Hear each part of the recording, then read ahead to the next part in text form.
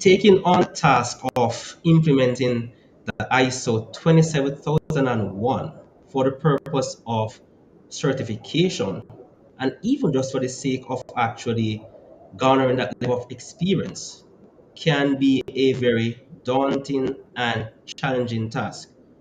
If you don't have a tested and proven roadmap, or especially if you don't have that level of experience, then this can be very challenging. This can be very scary for people who might be working in an organization and, for example, you are assigned this task. Let's say that your organization do not have the budget, but you are that GRC or that cybersecurity uh, professional within that organization, and you are assigned this task, similar to my experience having been taken on in an organization where I was pretty much shown in the deep in terms of being in charge of an IT department, in terms of taking on the role of being a system administrator plus a database administrator, all of these roles, then this can be very quite challenging at times. So, and you will agree that to have that theoretical understanding is one thing, but to be able to apply this knowledge practically is a total different ballgame. So, guys, wherever you are, thanks for joining us on this live stream. I definitely hope that you will see this as a learning opportunity. You can always feel free to ask questions. Share your insight as we go along in our conversation. So, in today's conversation, where we delve into the practical realities of implementing the ISO 27001 ISMS, we have a special guest talking about the head of Gritera Stavanger. I'm hope I'm actually I'm pronouncing that correctly, and also the coup at the Gritera Security, an expert in ISO 27001 implementation, and also if you follow her on LinkedIn, then she's also the top risk management voice on LinkedIn, and I'll have her introduce herself shortly. Now, just to give you an idea of some of the things that we will cover in this conversation, for sure we'll be going beyond the theory of the ISO 27001 standard. The fact is that you can always read this standard, but to actually take it and to apply it to help an organization to meet that level of compliance or the certification is a total different scenario. So we're going to be delving into things such as those initial engagements. How do you actually approach the ISO 27001 implementation, in addition to a number of other critical elements as we go along in our conversation. So we have, and I definitely be allowing her to introduce herself for a particular reason. If you understand the Norwegian pronunciation, then you would definitely understand the reason why we're asking her to give us that pronunciation. And also just to share a little bit about herself before we delve into the topic at hand. So, my friend, it's over to you. Thank you so much, Richa. It's great to be here, and thank you for everyone who joined. My name is Evita Sivertsen. The company I work at is called Gritera. So I work as head of our Stavanger office. We also have an office in Oslo, and I'm Chief Operational Officer of Gritera Security. So a bit on my background. Right after completing my degree, I joined a startup company that was focusing on conversational AI. At this company, we were targeting enterprise customers, and with that, we got very high requirements in regards to cyber and information security. And then we got the requirement to get the ISO 27001 certification. So this was my first journey with the standard, building the management system, getting the certification, and then maintaining the management system. After being with this company for 6 years, I joined PwC to start a local initiative in my city to create a department to focus on cybersecurity consultancy services.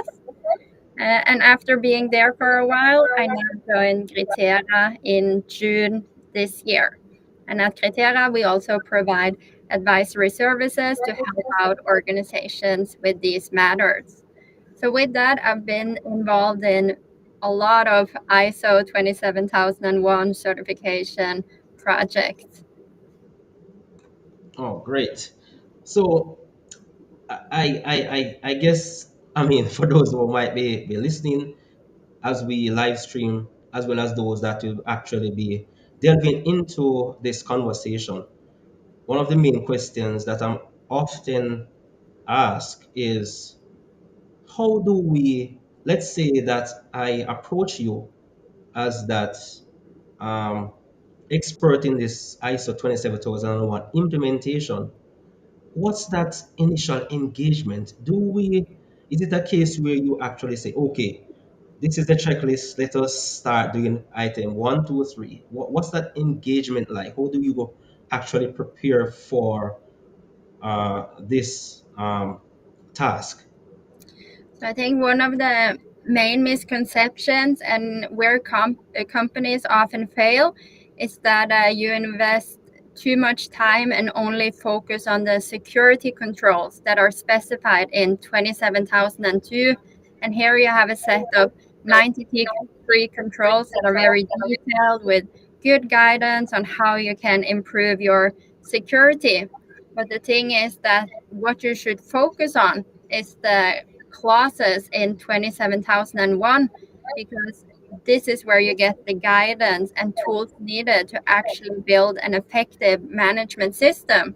And if you're implementing the clauses 27001, creating this management system in a proper way, automatically the controls will fall into place. um, and one of the risks of focusing too much on the controls is that you're not thinking about the context of your company. So, what's actually making sense for your company? What are the risks that you as an organization are facing? And thinking about how you can use these controls as guidance to mitigate the risks that are actually making sense for you. Okay, great. So let me understand that. So when you start, instead of actually focusing on the controls, then you start working with the clauses. So can you shed Yeah. further, I mean, light into the differences that may exist, or the reason why you actually approach it from this angle? Yeah. ISO 27001 is the main standard, and this is actually the one you're getting certified towards. And it can often be confusing for companies with the whole control catalog that is specified in 27002, thinking that you need to meet all these requirements. But how to properly build a management system is what's going to create value for you and make sure that you follow a risk-based approach. So, in creating a management system, it's about getting this plan, do, check, act cycle where you're actually managing information security within your organization. And it shouldn't be like a side set or split management system. It's about how you're adapting and taking the information security considerations into everything that you're already doing. When we're doing sales, when we're doing finances, when we're doing operations, development, procurement, so on. How do we assess and take consideration to the information security aspects? And with the management system, the best place to start is to see your organization from kind of a bird perspective, from the outside in, and what is really the context.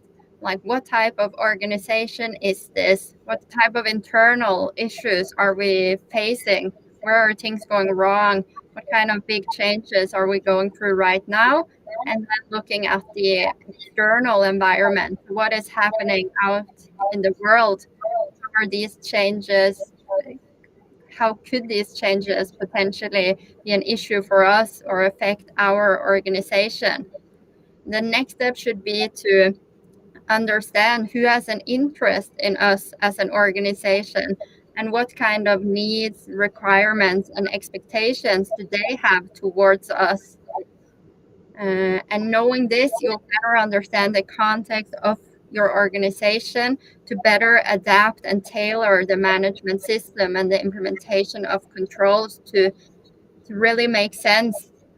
It's often that if you're only using these online templates or you're looking at other organizations that have already gotten the certification, it can be easy to assume or think that because they, for example, have implemented a specific control, or if they decided to do a specific process in a specific matter, that you have to do the same.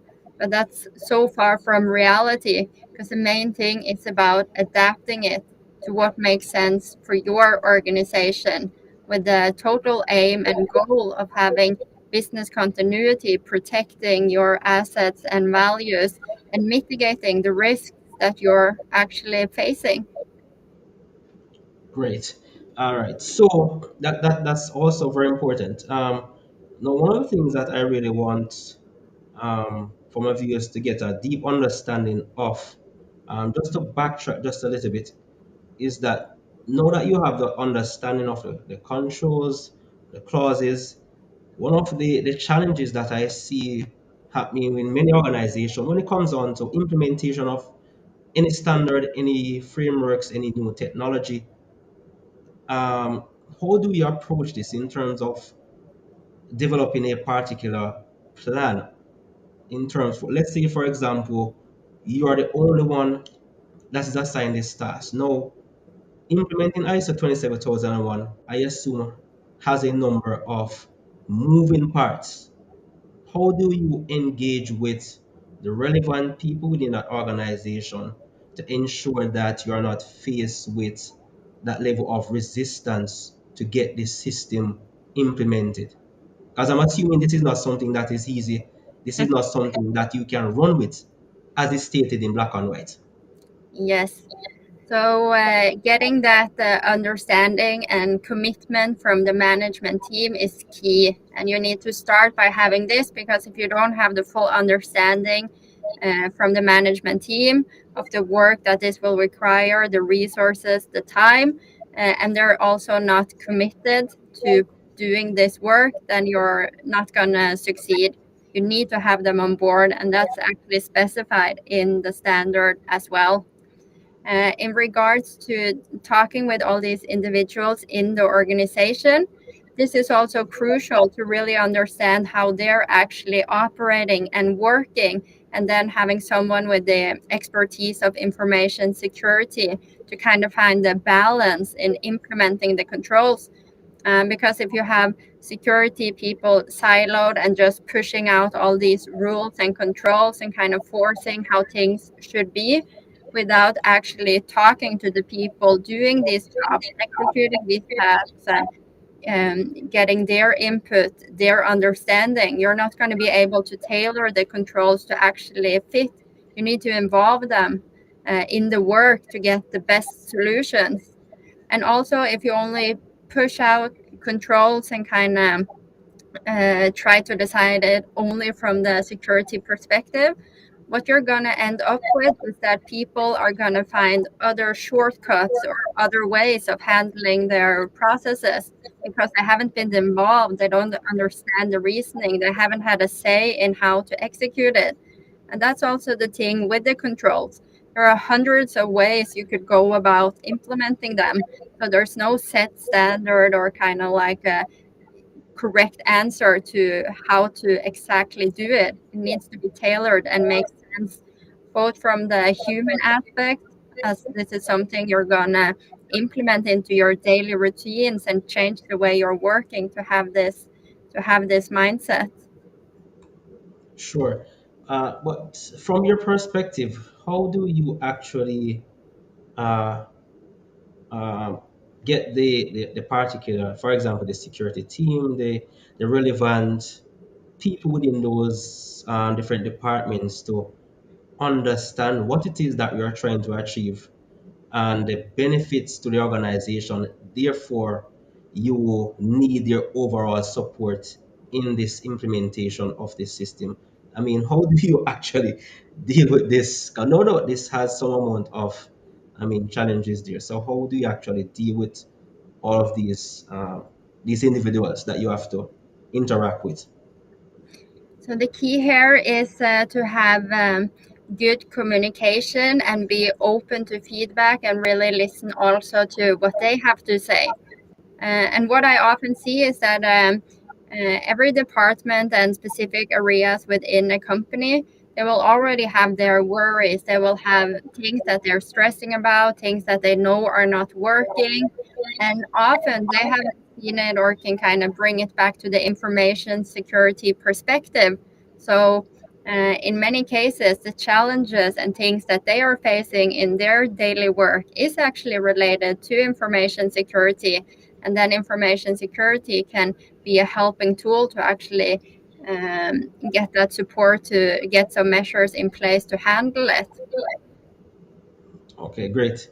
All right. So the thing is, I have seen so, I mean, in many cases whereby the a checklist is created for the implementation of ISO 27001 or a particular plan. But you have actually made mention of a very important point is the fact that it goes beyond just understanding the standard, it goes beyond having a roadmap or a checklist. Mm. But you have to have that ability to communicate, to build good relationships in an organization at all levels so that you're able to get people to understand and to work with you along the way for the success of this project. As I mean, this can be turn out to be a failure in of itself at the end of the day as you go along. I mean, in trying to implement this standard in an organization. So, have you ever come across such situations where you feel like, whoa, this is not going to be turning out as I expected? Yeah, I've encountered these approaches where there's a high focus on creating these checklists or kind of like getting the standard and just like assigning the control split around to individuals around the company, and then just assuming that they will figure it out and handling it. So there are several issues related to that. So one of the main things is that even though like one control will focus on a specific matter, it's always connected to the other controls. So you're never going to get that full perspective and see the total effect that it's going to have if you're focused on one control as a silo. And it's always that holistic approach, seeing the combination of not just like the technical controls, but together with the human factor. So the people that are actually going to work with it, with this, together with the processes and routines. Do we have clear processes in place? Are roles and responsibilities defined? Do people know what they're responsible for? So it needs to be a well thought out combination of all the factors to actually get that holistic approach. Sure, definitely. So talking about so let's say you were to develop a strategic roadmap. What would this roadmap be based on your experience? Now, one of the things I would want to actually put in this roadmap or this strategy is to, first of all, engage the organization, or depending on the scope of the ISMS, then you would treat this as, for example, a cybersecurity awareness training. What's your thought on that as part of the roadmap in order to sensitize and for people to appreciate what it is that you're doing? Yes. So to create a roadmap, I would base it chronologically on the clauses as specified in 27001. The first thing I would start with is to ensure that I have the commitment from the management. They're on board and they're invested in doing this work. One of the second main things in the roadmap should be to create a good security culture, because this is something that is going to be relevant for everyone in the organization. And it's important too to get their commitment, to know they're on board, and that they understand their role within the ISMS. Going from there, I would start to get a full understanding of the context. So both like the internal and external issues the organization is facing, interested parties, like who are setting demands to us as a company and how are we meeting these. And as you said, the scope. Where are we planning to implement this ISMS? Next, I would start to create a good strategy uh, and make sure that the information security strategy is aligned with the overall organizational strategy. So then I would need to have an understanding of the business strategy and see how we can implement a strategy for information security that is actually supporting the overall strategy. Then I would to get clear overview and definition of all roles and responsibilities, and also important with the authorities within the organization. When I have this sorted, the next step would then be to have a good risk process and methodology in place. So I have a good plan on how I'm going to execute both risk identification, analysis, assessment, treatment, and follow up. Um, And with this, I would then perform the risk identification analysis and assessments by going around talking to the organization, understanding their awareness, their competence, what kind of work the resources are doing, and so. And once you have assessed the risks, then I would use 27002 and all of these controls to see how I can use these controls to mitigate the risks that I have identified. And then it's about either mitigating the risks and then continuously reporting to management on the status, talking about how we're doing with the strategy, the initial goals that we set. And once you have all of this in place and you're continuously following and plan, do, check, act cycle, you have a proper management system in place, then you're also ready for a certification. Okay, great. So it tells me that in order for you to actually have a successful implementation, then it goes back to uh, proper planning, taking a lot of time to plan before you actually jump right into this particular task. And it brings me back to the reality that, or the question of, can someone with no prior experience take on the role of ISO 27001?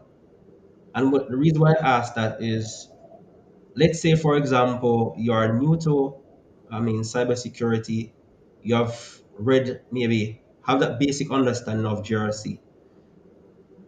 Is it an unfair task for your employer to assign you this particular task, or this is an opportunity? I mean, what's your take on this?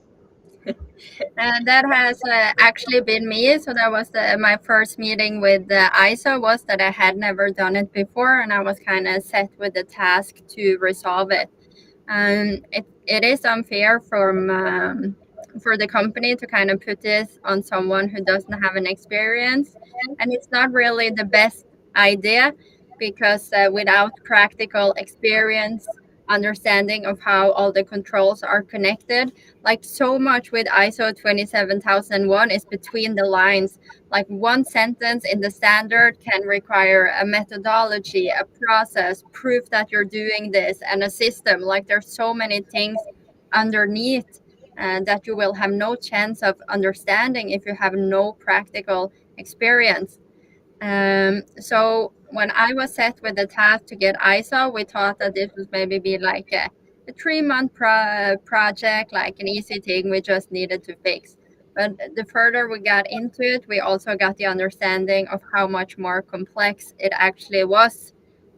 What we did back then is that I got to work together with some consultants that were experts in ISO and had a lot of experience that could kind of train and guide me along the way so that I could be coached on how to manage this on my own after their advisory services had come to an end, but also for me to learn how to maintain it on my own. So I think definitely someone who hasn't been through ISO before can have the responsibility within an organization to both implement, maintain, and continuously improve an ISMS. But I would strongly advise to have some external advisory services to kind of help guide you along the way, and also make sure that you're not kind of driving too far down the wrong route, because often it can be so hard to kind of define what is enough, like when is it okay or what kind of pass the audit, or making tasks so much more complex than they have to be. And this way you can end up investing way too much time and resources in focusing on things that are not really contributing to the overall goal, if the goal is to go for the certification. So in the total picture too, having someone who's been through it before to kind of help advise you along the way, who can respond to the questions that you're having as you're working further with it, that can be a game changer, definitely. And it was for me. Okay, so there you have it, guys. You definitely want to connect with Agree. I mean, in this era, she has jumped over those hurdles in terms of becoming an expert. So if you're assigned with this task, though daunting, though challenging, it can be done. But as she rightly mentioned, do not hesitate to connect, to build your network, and to reach out to expert like herself, so that you're able to be directed on the right path of actually implementing the ISO 27001 standard.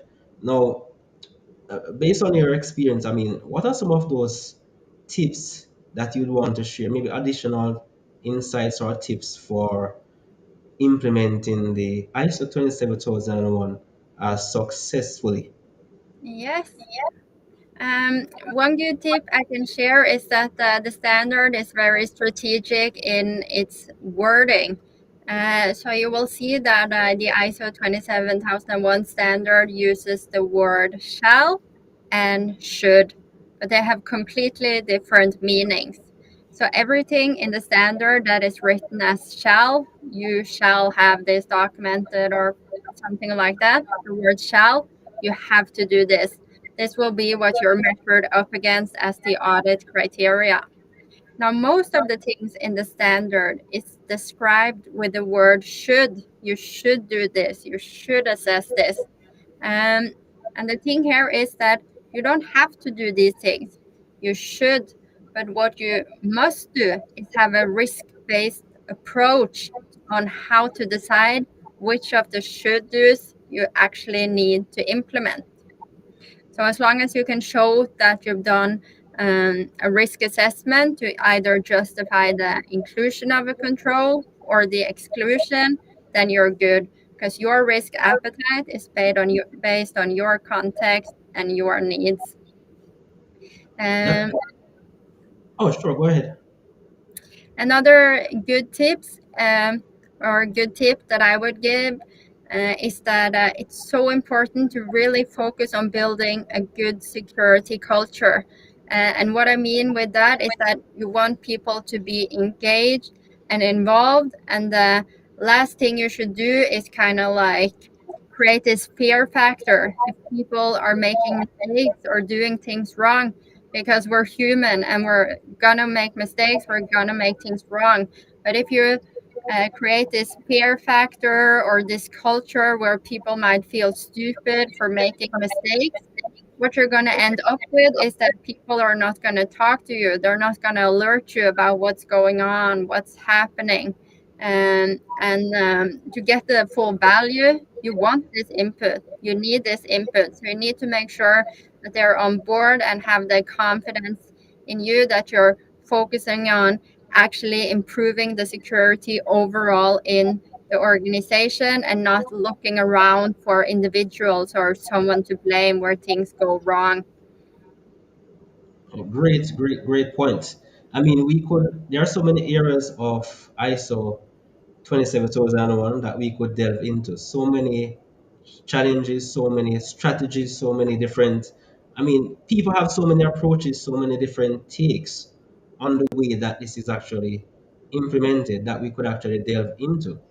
But I mean, we definitely have learned, I have learned, especially in that area that you have mentioned in terms of shall and should and shall. That's a very important, I mean, point there as it relates to what needs to be implemented versus what I mean not needs to be focused on. So that's a very important point. So I mean, if there are no final words, I mean, if you have any final words, then this has been a very interesting conversation, and I mean, I hope not into the practical element of what is involved in the overall implementation of the ISO 27001 ISMS.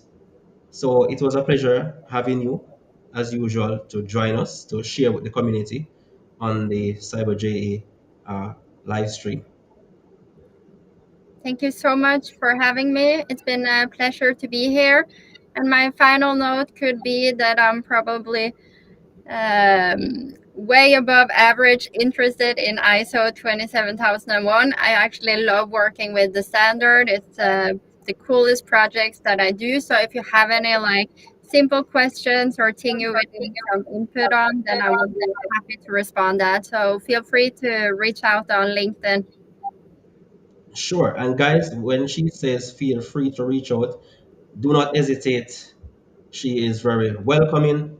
I mean, she's a very professional individual, so I definitely encourage you to reach out to connect with Gri and to have your ISMS implemented, up and running, and most of all, to get certified. So until then, I am Richie Perry for Cyber JA.